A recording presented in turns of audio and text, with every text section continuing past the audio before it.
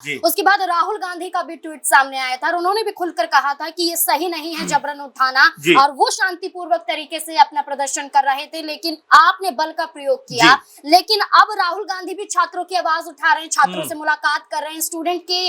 तमाम आप बीतियों को सुन रहे हैं उनके परिवार वालों के जरिए। अब क्या लगता है कि जैसा आपने कहा कि राहुल गांधी होंगे या नहीं होंगे, संसद की कार्यवाही तो स्थगित कर दी जाती है, क्या लगता है कि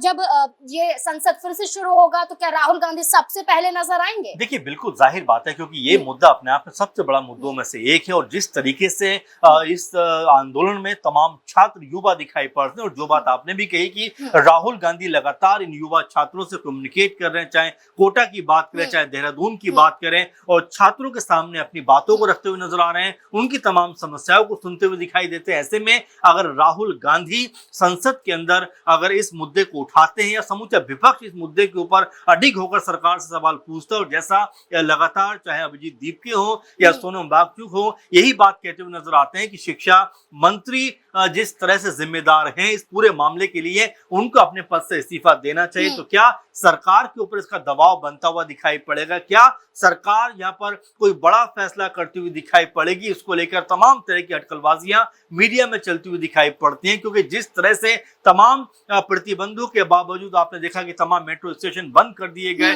तमाम जगह पर बैरिकेडिंग कर दी गई, और 5 से 6 हजार के आसपास जवानों को खड़ा कर दिया गया, ताकि कोई भी छात्र जो है या कोई भी इस तरह से आंदोलन के जरिए कोई आवाज यहाँ पर बुलंद होती हुई दिखाई ना पड़े। लेकिन आपने देखा सुबह से ही बरसात का मौसम होने के बावजूद भी सैकड़ों हजारों छात्र वहां पर मौजूद दिखाई पड़े, और उन्होंने जिस तरह का जज्बा दिखाया है, हो सकता है कि सरकार को भी इस प्रोटेस्ट के सामने अपने आप को उनको झुकाना पड़े। क्योंकि देखिए, सरकार लोकतंत्र इसी का नाम है कि जहां